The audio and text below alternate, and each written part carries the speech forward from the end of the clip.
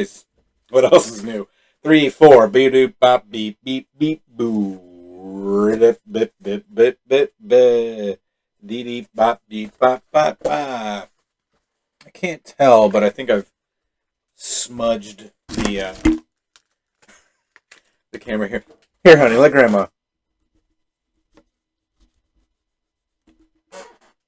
Oh, so much better. Look, I wanted you to be able to clearly see these pics of the week. So, don't you wipe my kisses off, as my grandmother used to say, before she went insane and died. That's not as funny as it sounds. It's funnier. Okay. So, first up this week, we have Doctor Strange Nexus of Nightmares. This is a one-shot written by Ralph Macchio. But Jim, he's a very famous actor. You're right.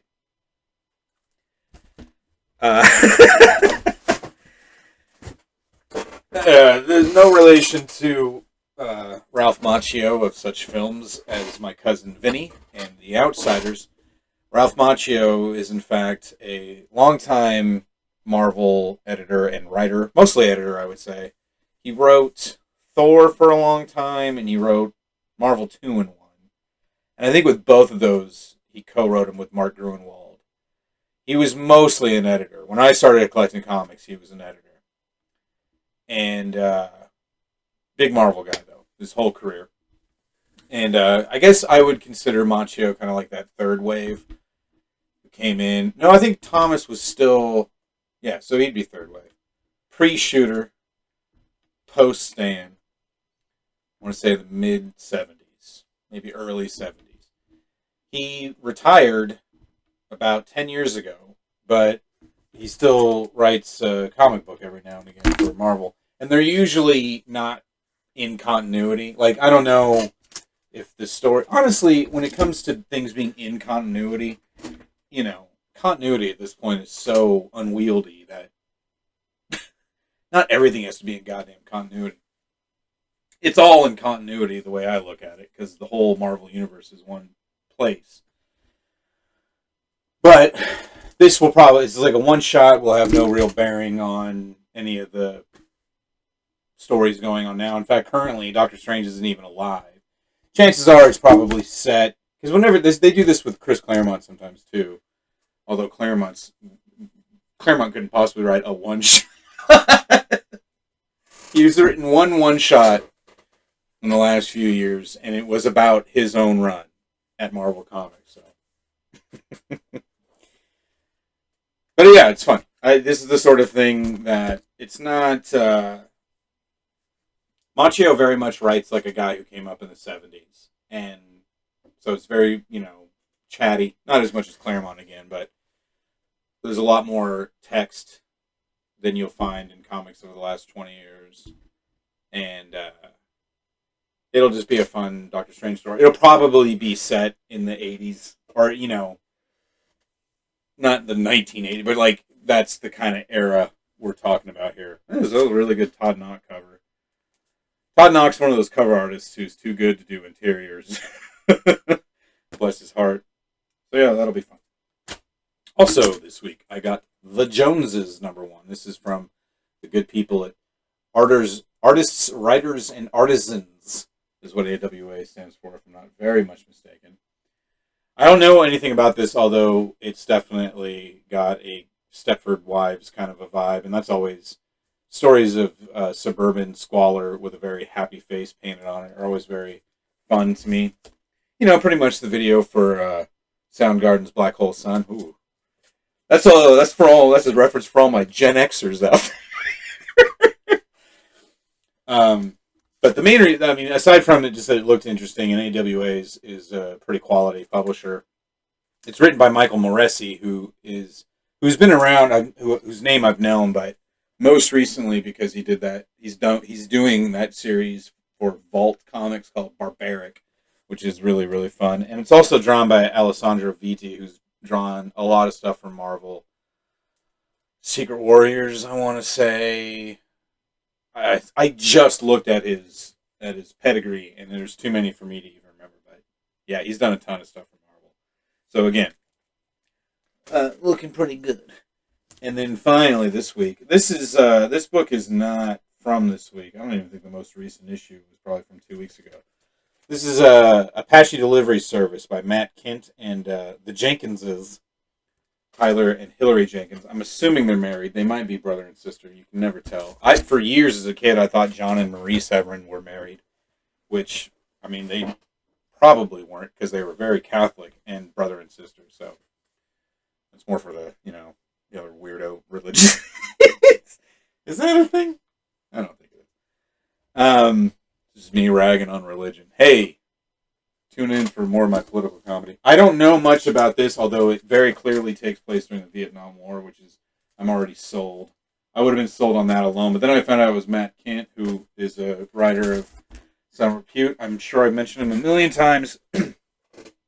But Matt Kint came up, I want to say, about 10, 15 years ago with guys like Jeff Lemire as indie darlings, and then they subsequently became mainstream darlings. But they still do indie books. Kint especially. I mean, Lemire's almost exclusively DC. No, that's not true at all. Lemire's got tons of... Black Hammer just came out this week, too. But Lemire does a lot more DC stuff than Kint does. Kint, him and Lemire I've always kind of thought of not as the same guy, but they came up at the same time. They both were indie guys, but they were really into superheroes, and Kint especially was into like spy and war comics. So all of Kint's early stuff is all spy stuff. Super Spy, Three Sisters, Yellow Peril. And then those were like book-length books, and then he did a couple series in that same vein. Department H, which is very clever, play on the word depth, because it's an underwater story. What was the other one? Mind Management. That was a very fun book. So, he's never done it. Most of his stuff would either be World War II or contemporary. He's yet to do a Vietnam story, so I'm very excited to read it. And there's almost always in all of these stories an element of, certainly at least of science fiction. Like, Mind Management was very much about kind of like COINTELPRO type, men who stare at goats type stuff. Department H was all, like I say, it was like a sea base, Sequest sort of a story, where they're like underwater base. I don't know. So I think the Apache Delivery Service is another sort of conspiratorial Vietnam story. If you'll notice, issues 2 through 3 all have a very similar aesthetic, whereas issue 1 doesn't, because it's a second print. This came out 4 months ago, and I asked my boss to order me one because he didn't order very many, and we sold out of what we had. While I was waiting for this first one to come in, 2, 3, and 4. So by the time 4 came out, I was like, "Hey, is 1 coming in?" And he looked into it, he was like, "Oh no." If I could just blow off a little bit of steam, since I know nobody watches this, at least nobody at the shop does. That happens a lot, and it's not a big deal. Especially because I work there now. I'm able to, stay on top of what I got coming in. Like Kaiju Max, the final issue of Kaiju Max came out this week, and we didn't get one. And I said to Warren, I go, "Did we not?" And I'm the only one who gets it, so he only ever orders one. He goes, "No, it wasn't on the list." And then, all right. And then today, Oni sent me an email. Oni Press, the publisher. "Hey, don't forget to pick up Kaiju Max number 6. I'm like, fuck me, man. Not a big deal. It's just kind of this sort of little thing, and this is very much a comic book nerd thing. I don't need a first printing. I prefer to have first printing. I'll take trades on stuff, you know what I mean? I'm not super ultra fussy about it. There's more than a couple regulars. One guy in particular I'm thinking of, though, he just will absolutely not buy single issues if he can't get all the same printings. Because they do tend to change the cover kind of layout, or whatever you want to call it, aesthetic, as I said earlier. But, yeah, it's kind of a drag, but whatever. I really want to read Kaiju Bags, though. It's the final issue, and it's such a good book. Very underrated. I'll talk about that later, and then picks of last week.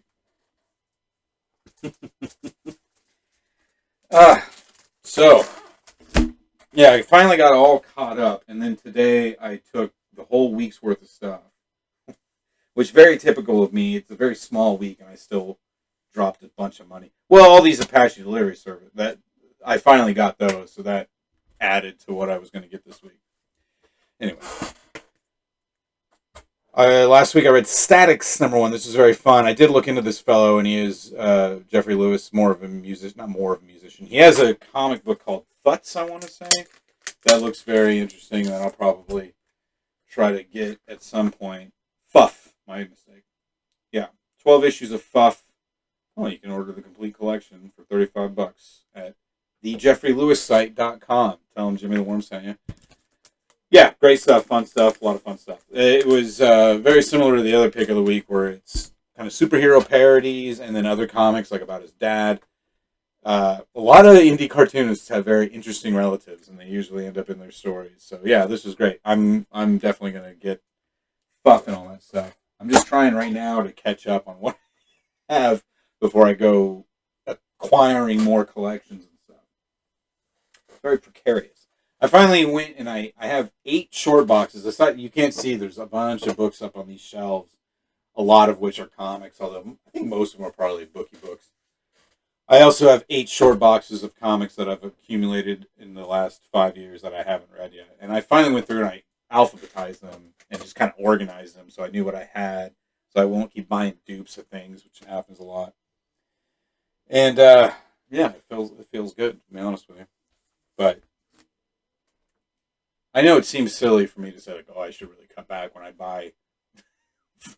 Lately, I've been bringing home stuff every day, little things here and there, but just, I'm trying to get my locker cleared out. I also read the Santo Sisters. This was way fun. It's very much in a similar vein with Statics. If I had to choose one, though, it would be this one. It's very much like an Archie parody, as I believe I mentioned. You can't see anything from there. It's an Archie parody, but with superhero, supernatural stuff. Nothing gross or dirty or even swearing. I mean, there's some.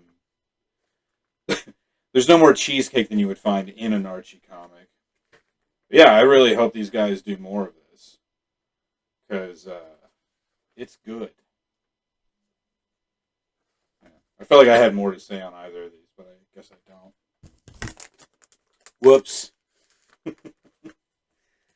I also, of course, read The Ghost in You, a Reckless book by Ed Brubaker and Sean Phillips. This was a fun one because Anna here, who is Ethan Reckless's, he's not even on the cover because he's not even in the book. Ethan Reckless is well, I guess I don't know if I have mentioned this or not. The premise of these Reckless books is, yeah, I did mention this, like an Equalizer type thing. Ethan Reckless is an old FBI and or CIA operative who now owns a movie theater in Los Angeles in which he lives and works out of.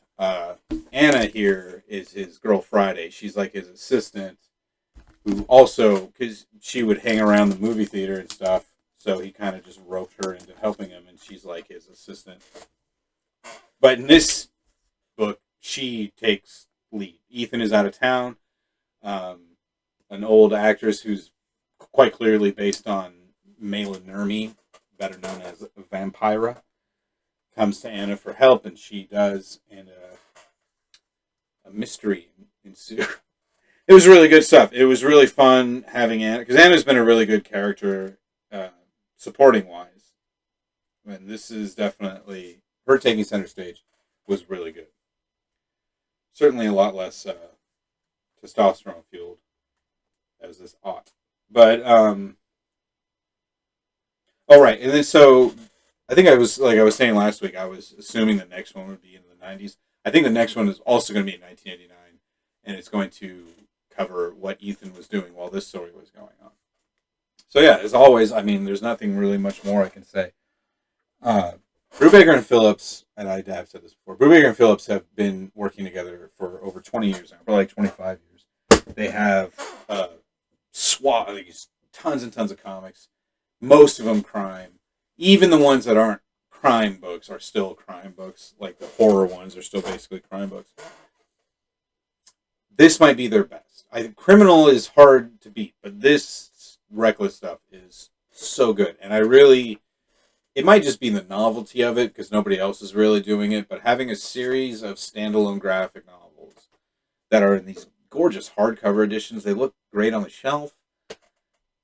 I don't know, I really think that adds to a lot of it. So, also this week, which I haven't technically finished, but I did read, was Jla Avengers. Who is the publisher? I again just looked at it. I don't know why I bother doing any kind of research because I can never remember anything from 10 minutes ago. This is there's only 700 of these, 7,000 of these maybe, something like that. Okay, so Jla Avengers, written by Kurt Busiek and drawn by George Perez. George Perez is a giant in this industry, and has been since before I was born. He had incredible runs on both the Justice League of America and the Avengers. I think Justice League might edge out as more well-known. I think he did the Avengers in the 70s, went to Justice League. Oh, and Teen Titans, of course. That's probably his biggest thing. Teen Titans, which he did with Marv Wolfman on scripts, and those two also did Crisis on Infinite Earths, which is probably, after like Action Comics #1, the biggest event in DC Comics history in that continuity. And then, okay, so obviously Marvel and DC are direct competitors. They generally consider themselves to be the only comic book publishers. And in the 70s, they did a few crossovers. The first one was Superman and Spider-Man. Obviously, they wanted Superman at the top of the marquee. Then they did a few more through the 70s. And then into the 80s, the fans were like, let's see the teams go at it. Because they'd had Spider-Man and Superman. They'd had the Hulk and Batman. They'd had another Spider-Man. I don't know. There are a few of these like that. And then, into the 90s, they would do stuff like Batman, Punisher, and Batman, Daredevil, and shit like that. But yeah, so in '83 was the first time they were going to make it. They were going to have the Jla Avengers crossover. And George Perez was like, I have to draw it. And nobody argued with him because he's George Perez. He drew the first 20 pages of it before it went into the turlet. And he even had he would display those pages at conventions and stuff like that. And I think if I remember correctly, Rob Liefeld bought those pages from him. That's how much of a millionaire Rob Liefeld is. So it never happened. And then 20 years went by. Oh, and that was, yeah. So there's a lot in the back matter of this book about why the 83 version never happened. And I think Marvel was the first to publicly go, don't look at us, it's DC. And DC went, hey, fuck you, it's not us, it's you guys. But from what I remember from reading that book, Slugfest, a few months ago, it was just a lot of dick waving. It's a big pissing contest with these guys. So Jla Avengers went by the boards in the 80s. But then in the early 2000s, you had a completely different staff at both companies.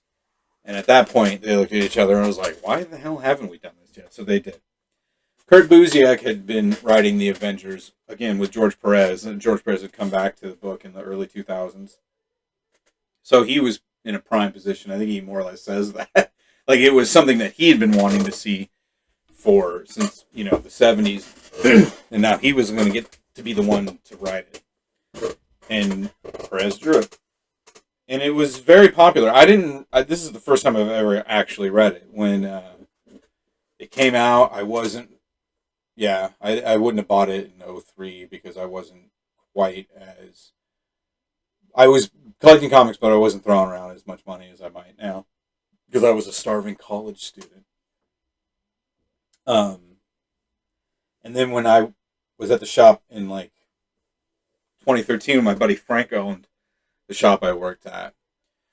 He got his hands on a set of there's four. It was 4 issue series, prestige format, square bound, very nice stuff. I mean, some of Perez's best stuff. Perez likes that too. In Crisis, he drew every character that DC had ever. I think over the 12 issues, he ended up drawing every single DC character ever. And in this series, 4 issue series, he draws every single member of the Justice League of America and of the Avengers, which is impressive. There's issue 3 has the cover is everybody, and then over the course of the 4 issues, everybody shows up at some point, even if just for one panel.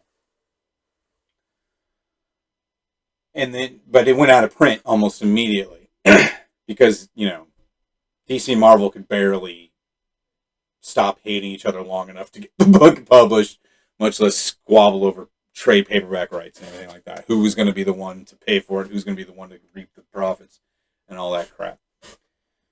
But I was about to say fortunately, but it's not very fortunate. George Perez recently was diagnosed with cancer, leukemia.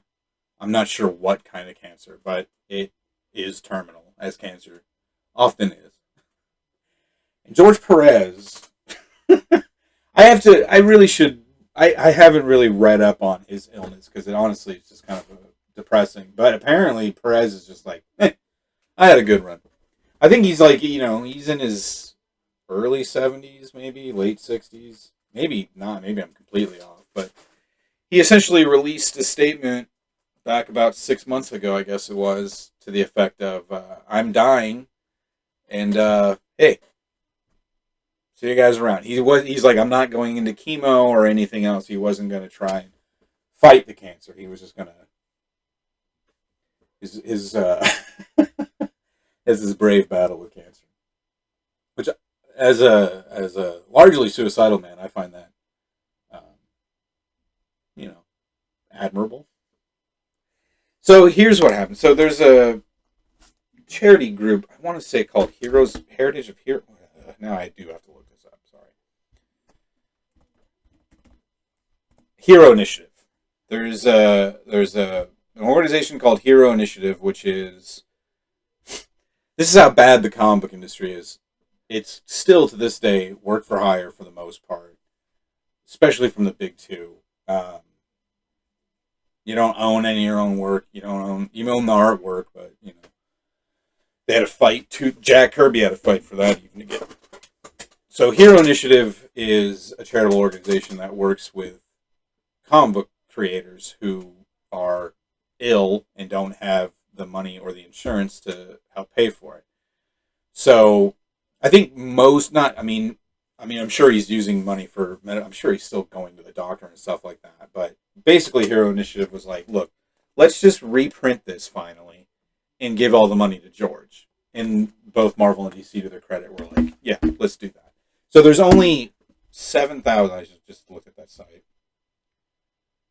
7,000 copies. And so I actually got to use my status as an employee at a comic book store to get these because obviously every shop in the country ordered some.